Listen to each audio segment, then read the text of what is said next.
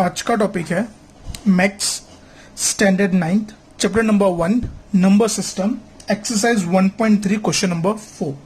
तो last lecture में हमने 1.3 के क्वेश्चन नंबर 2 और 3 देखे थे। अब उसके आगे से हम कंटिन्यू कर रहे हैं, ठीक है।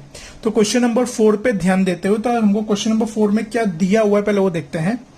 Express 0.99999 in the form of P by Q। कौन से फॉर्म में एक्सप्रेस करना है अपने को? P by Q। Are you surprised by your answer? With your teacher and the class में discuss why the answer make sense. अब देखो यहाँ पे अपने को एक नंबर दिया है और उसको हमको कौन से फॉर्म में कन्वर्ट करना है? P by Q फॉर्म में। तो जैसे लास्ट लेक्चर में क्वेश्चन नंबर 3 जो हमने देखा था वो यही था, जो नॉन टर्मिनेटिंग रिपीटिंग नंबर्स थे। कौन से? नॉन टर्मिनेटिंग रिपीटिंग नंबर्स थे। हम लोग उसको कौन से फॉर्म में कन्वर्ट करते? P by Q। तो सेम वही चीज हमको यहाँ पे करनी है। तो चलो इसका सॉल्यूशन स्टार्ट करते हैं। तो सबसे पहले हमारा नंबर क्या है, तो उसको हम लोग क्या ले लेंगे? x। तो लेट x इक्वल्स टू 0.9 बार, बराबर। यहाँ पे देखो 999 बार बार खाली 9 ही रिपीट हो, तो उसको क्या बोलेंगे? 0.9 बार। तो therefore x equals to 0.9999 up till infinity. Therefore x equals to 0.9999 in infinity. अब जैसे लास्ट लेक्चर मैंने आपको बताया था, अगर एक नंबर पे बार होगा तो 10 से मल्टीप्लाई करने का, 2 पे होगा तो 100 से, 3 पे होगा तो 1000 से, और 4 पे होगा तो 10,000 पे। तो यहाँ पे कितने नंबर पे बार है? एक नंबर पे। तो हम लोग किससे मल्टीप्लाई करेंगे? 100 से। तो अब मैं लिख सकता हूं यहाँ पे multiplying by 10 on both the side. तो हम लोग दोनों बाजू किससे मल्टीप्लाई कर रहे हैं? 10 से, बराबर। So it will be 10 into x, that is 10 into 0.999 up till infinity dot dot dot. अब 10 इंटू एक्स 10x। अब देखो 10 से मल्टीप्लाई करो, मतलब 10 में कितना जीरो है? एक ही जीरो है, यानी जो हमारा डेसिमल हो कितना शिफ्ट होगा? खाली एक पॉइंट शिफ्ट होगा। जैसे एक जीरो से मल्टीप्लाई हो तो एक पॉइंट ही वो शिफ्ट होगा। तो 0.99 है तो उसके मतलब क्या हो जाएगा? 9.999 अप टिल इंफिनिटी। चलो अब मल्टीप्लाई वाला काम हो गया। मल्टीप्लाई के बाद हम लोग क्या करते थे? सब्ट्रैक्ट। क्या करते थे हम लोग? सब्ट्रैक्ट। तो अब यहां पे वही करेंगे, subtracting x from both the sides.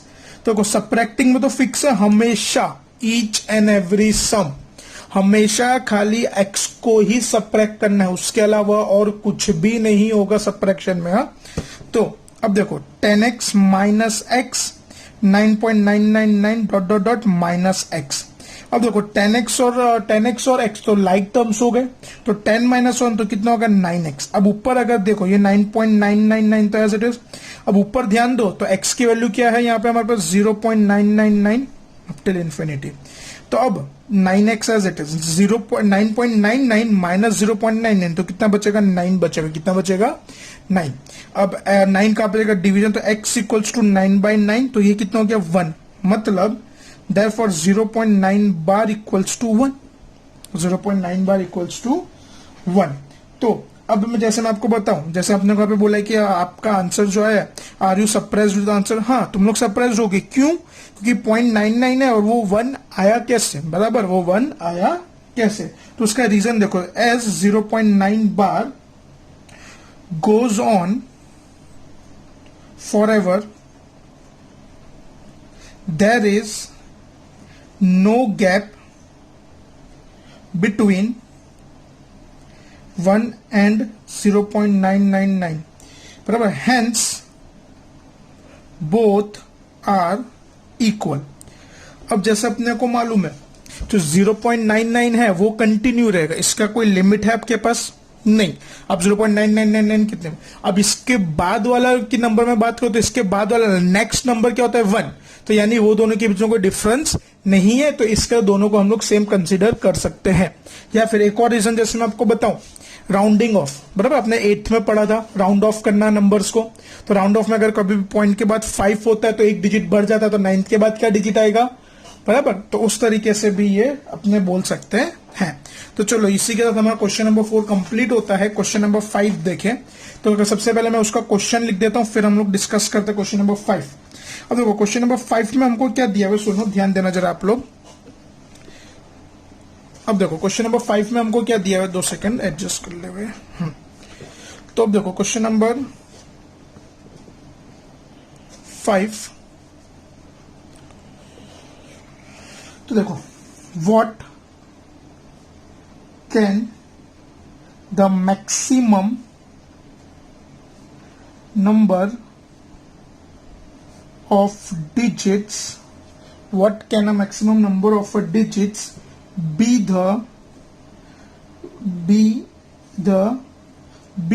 in the repeating block of digits in the decimal expansion of 1/17, perform the division to check your answer। ठीक है, अब देखो क्वेश्चन क्या बोलेगा, पहले क्वेश्चन आप समझ लो फिर हम लोग इसको आगे देखें। What can be the maximum number of a digit be in the repeating block of the decimal expansion। अब जैसे हम लोग जानते हैं ये रैशनल नंबर है, p/q फॉर्म में है 1/17, तो हमारा नंबर क्या है 1/17। अब p/q फॉर्म यानी क्या होता है, रैशनल नंबर। अब रैशनल नंबर के अंदर 2 काइंड होती है, एक होता है टर्मिनेटिंग और एक होता है नॉन टर्मिनेटिंग। एक होता है टर्मिनेटिंग और एक होता है नॉन टर्मिनेटिंग। तो यहां पे ये कौन सा होगा, नॉन टर्मिनेटिंग है। कौन सा है मैं आपको पहले बता दे रहा हूं, ये कौन सा है, नॉन टर्मिनेटिंग। अब अपने को चेक करना है कि इसमें कितने डेसिमल रिपीट हो रहे हैं, कितने डेसिमल्स रिपीट हो रहे हैं। अब आपको देखो एक बात बता दूं जो आपको काम में आएगी एमसीक्यू में, 1 मार्कर क्वेश्चंस में। अब 1 है, जैसे न्यूमरेटर में अगर 1 दिया हो, हर बार की बात है, जैसे न्यूमरेटर में 1 दिया है और नीचे कितना दिया है 17, बराबर। तो 17 से एक छोटा नंबर क्या होता है, जस्ट उससे पहले वाला नंबर, जैसे आपने बोला, या फिर 17 से एक छोटा नंबर तो क्या होता है 16। मतलब इसके अंदर 16 नंबर रिपीट होंगे। इसके अंदर कितने नंबर रिपीट होंगे, 16 नंबर रिपीट होंगे। एग्जाम्पल के तरीके, जैसे फॉर एग्जाम्पल मैं बोलूं, अगर आपको यहां पे 1/, अगर यहीं पे आपको अगर 1/11 दिया होता, क्या दिया होता, जैसे फॉर एग्जाम्पल मैं बताऊं आपको 1/11 दिया होता तो वहां पे कितने नंबर रिपीट होते, 10 नंबर रिपीट होते। 1/7 दिया होता तो कितने होते, 6 नंबर। 1/13 दिया होता तो कितने नंबर रिपीट होते, 12 नंबर रिपीट होता। समझो कि नहीं समझो, 1/17 है, इसके लिए कितने नंबर रिपीट होंगे, 16। ये कब होगा, जब ऊपर 1 होगा तभी। हाँ, हर नंबर के लिए मैं नहीं बोल रहा हूं, आपको स्पेसिफाई कर दे रहा हूं। ऊपर जब 1 होगा और नीचे जितना भी नंबर होगा उतना बार उसका रिपीटिंग होगा, बराबर। प्राइम नंबर्स में, खाली ओनली प्राइम नंबर्स की मैं बात करूं, किसमें बात कर रहा हूं, प्राइम नंबर्स में। ओके, एक्सेप्ट, इसमें भी एक एक्सेप्शन है, एक्सेप्ट 2 and 5। 2 और 5 के अलावा आप कोई भी प्राइम नंबर ले लो, किसके अलावा, 2 और 5 के अलावा 1 के पॉइंट में कोई भी प्राइम नंबर ले लो। तो जैसे मान लो फॉर एग्जांपल मैं 1/23 करता हूं तो इसका कितने नंबर रिपीट होंगे, 22 नंबर्स का पैटर्न बनेगा, समझे। 2 और 5 में एक्सेप्शन है, वो भी याद रखना। हाँ, चलो अब सम देखते हैं हम लोग। तो अब अपने को पता है कि 1/17 है, यानी कितना 17 नंबर रिपीट होंगे। तो देखो सबसे पहले अपने इसको डिवाइड करेंगे, बराबर। लॉन्ग अपने को बोला check your answer by the division, perform by division. तो सबसे पहले हम लोग इसका डिवीजन करते, तो देखो 1/17, तो 1 अंदर 17 बाहर। अब एक बात बताओ, 1 और 17 2 नंबर्स हैं, तो बड़ा कौन है, ऑब्वियसली 17 बड़ा है, तो 1 डिवाइड होगा नहीं। अब अगर 1 डिवाइड नहीं हो रहा तो हम एक 0 लेंगे, और अगर स्टार्टिंग में 0 ले ले और ऊपर कोई भी नंबर नहीं है तो 0 पॉइंट लगाना पड़ता है। 10 और 17, अभी भी कौन बड़ा है, 17 बड़ा है, तो एक और 0। अब अपने यहाँ पे एक साथ कितने 2 0 लिए, तो ऊपर एक और, ऊपर भी एक 0 आएगा। अब 17 का टेबल, इसके देखो आपको 17 का टेबल आना चाहिए, पहले ही बता दूं। तो 17 के टेबल में अगर देखें तो 17 5 85, 17 5 80। अब 100 माइनस 85 करोगे तो कितना होगा, 15। कितना होगा, 15। अब 17 और 5 में क्या बड़ा है, 17 और 15 में 17 बड़ा है, तो वापस यहाँ पे एक 0 लेंगे। अब देखो पहले ही मैं आपको बता दूं, अगर आप लोग एक 0 ले रहे हो तो ऊपर 0 मेंशन करने की जरूरत नहीं है। दो जीरो एक साथ ले लो, जैसे यहाँ पे खाली 1 था तो मेरे को 2 जीरो लेने पड़ा, तो इसके लिए मैंने ऊपर एक जीरो मेंशन करा है, ठीक है। खाली एक जीरो पे ऊपर जीरो मेंशन होगा नहीं। अब 17 8 जा, तो 17 8 जा कितना होता है 136। अब इसको आप माइनस करो, 150 minus 136, so that will be 14। कितना बचेगा 17 और 14 में ऑब्वियसली 17 पर तो वापस कर लेंगे जीरो, वापस किससे होगा 8 से, तो 136। तो अब कितना बचा 4 बचा हमारे पास, कितना बचा हमारे पास 4। 17 और 4 में ऑब्वियसली 17, तो जीरो लेंगे, तो 17 2 जा 34। फिर 6 बचेगा, कितना 34 माइनस कर कितना बचेगा 6, तो 17 3 जा 51। फिर से इसको माइनस कर कितना बचेगा 99 बचेगा, बट मैंने जीरो भी साथ में लिया है, ठीक है। तो वापस क्या होगा 17 5 जा 85। अब कितना बचा हमारे पास 5, तो जीरो लगाएंगे यहाँ पे, तो अब किसका क्या होगा 17 2 जा 34। अब इसको माइनस करो तो कितना 14, वापस एक जीरो लेना पड़ेगा, तो यहाँ पे क्या आएगा ऊपर क्या आएगा वापस, अब देखो 140, तो 17 8 जा 136 होता है, 17 8 जा 1, सॉरी इसको माइनस करो तो 16 बचेगा, सॉरी। अब इसको अगर अब फिर किस होगा 17 9 जा होगा, ये कितना होगा 17 9 जा 8 नहीं आएगा 9 आएगा, तो अब ये कितना बचा 7 बचा, कितना बचा हमारे पास 7, तो यहाँ पे जीरो लेंगे।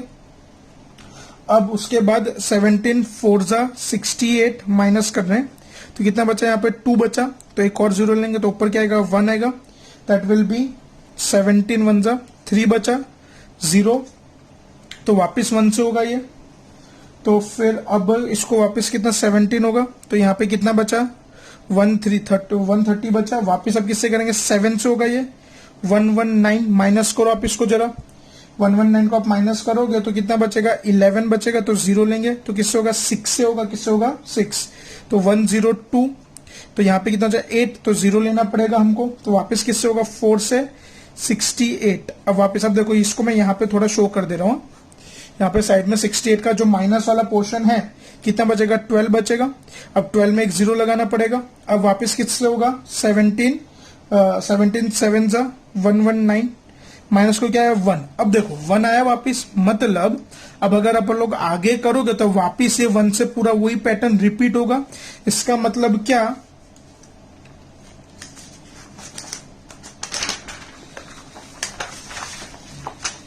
इसका मतलब क्या, therefore 1/17 equals to 0.0588, एक बार चेक कर लो, 882352 बार।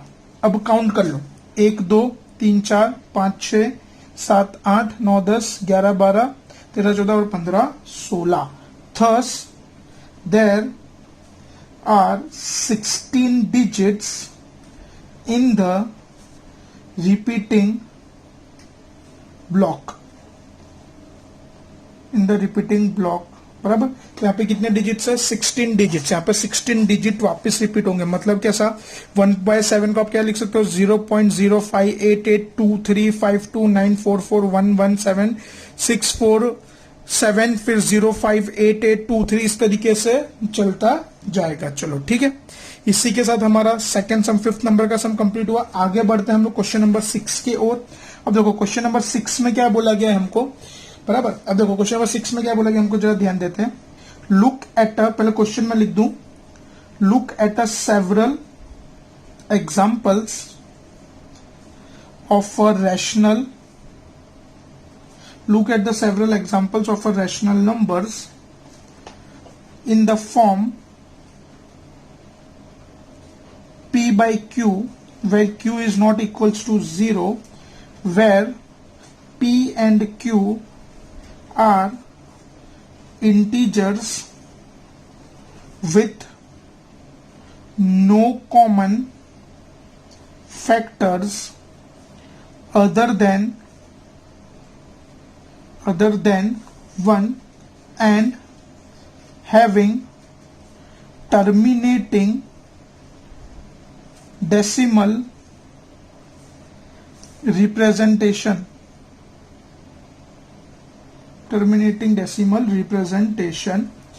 Can you guess what property Q must satisfy. अब देखो ये क्वेश्चन पहले आप लोग समझो, फिर हम लोग इसको डिस्कस करेंगे। तो देखो क्वेश्चन में क्या दिया है, look at the several examples of a given rational number in a given form of P by Q।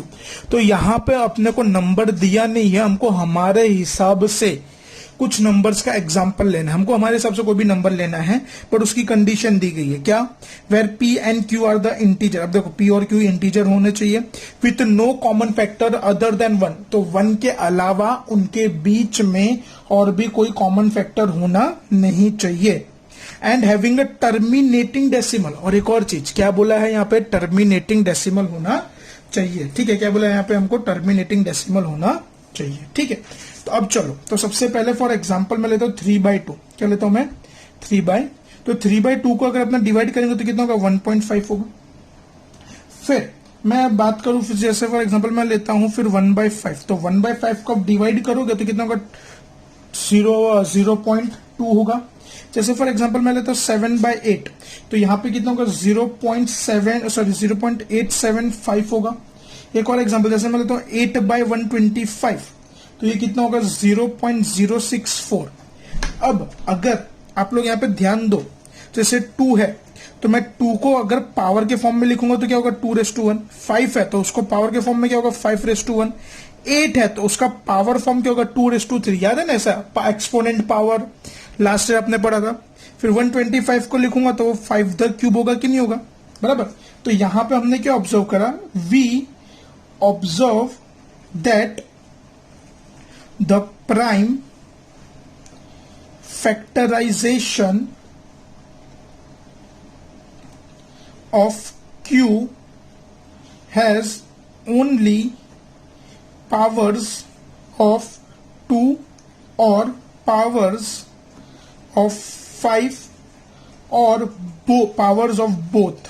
अब देखो मतलब, अब इसका स्टेटमेंट का मैं आपको मतलब समझा दूं। अगर हमारे पास कभी भी टर्मिनेटिंग होगा ना, क्या होगा, हमारे पास कभी भी टर्मिनेटिंग नंबर होगा तो उसका जो Q होगा, उसका जो पावर फॉर्म में आप कन्वर्ट करोगे तो बेस उसका 2 या 5 होगा या फिर दोनों होगा। 2 भी बेस हो सकता है, खाली 2 बेस होगा तो भी हो सकता है, खाली 5 बेस होगा तो भी हो सकता है, 2 5 दोनों बेस होगा तो भी टर्मिनेट। अगर उसके अलावा देखो, अगर Q की वैल्यू 2 बेस या 5 बेस के अलावा कोई भी बेस आ गया, जैसे मान लो 3 का बेस आ गया, 7 का बेस आ गया, 11 का बेस आ गया, तो वो टर्मिनेटिंग नहीं होगा, वो नॉन टर्मिनेटिंग होगा। टर्मिनेटिंग के लिए 2 ही बेस अवेलेबल हो सकते हैं, 2 और 5। 2 होगा तो भी चलेगा, 5 होगा तो भी चलेगा, और दोनों साथ में होगा तो भी चलेगा, दोनों साथ में होगा तो भी चलेगा। ठीक है, और इसका थोड़ा डिटेल में आप लोग 10th में भी आपको आएगा, बराबर। आगे बढ़ते हुए नेक्स्ट क्वेश्चन। तो नेक्स्ट क्वेश्चन देखते हैं, क्वेश्चन नंबर 7। अब देखो क्वेश्चन नंबर 7 का पहले मैं क्वेश्चन लिख लूं। देखो क्वेश्चन नंबर 7 में क्या दिया है, right 3 numbers whose decimal expansions are non-terminating, non-recurring। देखो जैसे मैंने आपको बताया था, रिकरिंग और रिपीटिंग दोनों का मतलब क्या होता है, सेम होता है। अब देखो यहां पे भी अपने को क्या बोला, right 3 numbers whose decimal expansion are non terminating non recurring. अब आपको याद होगा जब हमने एक्सरसाइज शुरू करी थी तो सबसे पहले हमने रियल नंबर देखे थे। तो रियल नंबर में 2 टाइप होता है, रैशनल और इरेशनल। रैशनल के अंदर टर्मिनेटिंग और नॉन टर्मिनेटिंग, रिपीटिंग और रिकरिंग दोनों का मतलब सेम है। और इरेशनल में क्या आता है, नॉन टर्मिनेटिंग नॉन रिकरिंग। मतलब अपने को यहां पे कोई भी 3 इरेशनल नंबर देने हैं। क्या देने अपने को, कोई भी 3, आपके दिमाग में जो भी 3 इरेशनल नंबर आए आप दे सकते हो। जैसे फॉर एग्जांपल मैं बोलूं √2, तो √2 के अगर आप देखो तो 1.41421356 अप टिल इंफिनिटी। मतलब इसका कोई पर्टिकुलर फिक्स पैटर्न नहीं है, ये ऐसे ही बढ़ता जाएगा, यानी इसमें कुछ रिपीट नहीं होगा। ठीक है, चलो 3 एग्जांपल दें। फिर मान लो दूसरा ले लो √3, तो इसका 1.7320528081 अप टिल इंफिनिटी। कोई पर्टिकुलर पैटर्न रिपीट होता नहीं है। फिर रूट 5 ले लो, क्या ले लो आप, रूट 5, तो 2.23606797877, तो इसमें भी कोई पर्टिकुलर पैटर्न का रिपीटेशन नहीं है। तो ये क्या हो गए, 3 एग्जांपल हो गए जो नॉन टर्मिनेटिंग है और नॉन रिपीटिंग है, बराबर। जो जिसका डिवीजन देखो नॉन टर्मिनेटिंग मतलब ये आगे बढ़ता ही जाएगा और कुछ रिपीट भी नहीं होगा, और इसको क्या बोलते हैं हम, इर्रेशनल नंबर्स बोलते हैं। चलो आगे बढ़ते हुए क्वेश्चन नंबर 8 पे। तो देखो क्वेश्चन नंबर 8 में क्या दिया हुआ है, find 3 different irrational numbers between the rational numbers 5/7 and 9/11। अब देखो, अब यहां पे हमको 2 नंबर दिए, कौन कौन से, 5/7 और 9/11, मतलब हमारे पास 2 रैशनल नंबर्स है। देखो 5/7 p/q फॉर्म में है, 9/11 वो भी p/q फॉर्म में है, तो ये दोनों नंबर्स कैसे हैं, हमारे रैशनल नंबर्स हैं। अब ये 2 रैशनल नंबर के बीच का हमको कोई भी 3 इरेशनल बताने, कैसे बताने, इरेशनल। तो इरेशनल की कंडीशन आपको मालूम है, नॉन टर्मिनेटिंग नॉन रिपीटिंग होती है। तो सबसे पहले देखो वी हैव 5/7, तो चलो सबसे पहले हमारे पास 5/7 है, तो अगर मैं 5/7 को डेसिमल में कन्वर्ट करूंगा तो क्या होगा, 0.714285 बार, क्या होगा 0.71474285 बार। और वैसे ही मैं 9/11 को अगर डेसिमल में कन्वर्ट करूंगा तो मेरा क्या होगा 0.81 बार। अब देखो हमने अगर देखो ऐसा, तो आप इसको डिवाइड करके देखना, तो 5/7 का कितना होगा 0.14782 बार 285 बार, और 9/11 का कितना होगा 81। अब आपको अगर देखो तो आपको एक रेंज मिल गई, क्या रेंज मिल गई, 0.71 और 0.81 के बीच में, बराबर, इसके बीच में वी हैव टू फाइंड। अब देखो यहां पे अपने को क्या करना है, हमको अब ये दोनों के बीच में the 3 irrational numbers between 0.714285 bar and 0.81 बार। तो इसके अंदर देखो एक खाली आपको ये ध्यान रखना, आपका नंबर 0.71 से बड़ा होना चाहिए और 0.81 से छोटा, यानी 0.71 से 0.81 के बीच में कोई भी। तो जैसे फॉर एग्जांपल मैं बोलूं 0.750750075000750000 अप टिल इन्फिनिटी। समझे कि नहीं समझे, देखो 7.5 7.1 और 7.8 के बीच में आता है कि नहीं आता। अब यहाँ पे कोई पर्टिकुलर पैटर्न रिपीट नहीं हो रही है, ठीक है। फिर आगे बढ़े, जैसे मैं बोलूं 0.766 766 766 766 766 अपने, इसमें भी कोई पैटर्न, ये भी क्या हो गया, एक नॉन टर्मिनेटिंग नॉन रिकरिंग। फिर तीसरा छेला जो एग्जांपल 0.780 7800 7800 7800 अप टिल इन्फिनिटी, बराबर। तो ये 2 रैशनल नंबर के बीच के क्या गए, 3 इरेशनल नंबर। आपको इसमें क्या करने का, जो 2 रैशनल नंबर है उसके आपको खाली रेंज फाइंड कर लेने की, मतलब उसके बीच में कितने और डेसिमल वाले नंबर लाई करते, फिर उसमें आप कोई भी पैटर्न कैसे भी दे सकते हो। अब एक्सरसाइज का जो लास्ट क्वेश्चन है वो देखते हैं हम लोग, क्वेश्चन नंबर 9। चलो क्वेश्चन नंबर 9 पे आप सब लोग का ध्यान। तो देखो question number 9, classify the following numbers as a rational और इरेशनल। अब देखो हमको यहाँ पे कुछ नंबर्स दिए हैं, हमको बताना है वो रैशनल है या इरेशनल। जैसे हमको सबसे पहला दिया √23। अब एक बात बताओ, √23, तो 23 किसी का परफेक्ट स्क्वायर है? 23 किसी का परफेक्ट स्क्वायर है? नहीं। तो देखो इसका रीजन क्या, 23 is not a perfect square. 23 कोई परफेक्ट स्क्वायर नहीं है, देयरफॉर √23 इज अ इरेशनल। वो क्या हो जाएगा बेटा, एक इरेशनल नंबर हो जाएगा। अगर ये कोई परफेक्ट स्क्वायर होता तो ये रैशनल नंबर गिना था, बट ये परफेक्ट स्क्वायर नहीं है। फिर दूसरा है √225। तो अब जैसे अपने जानते हैं 225, तो 225 को मैं लिख सकता हूँ 15 × 15, It means √225 equals to 15 the square root cut.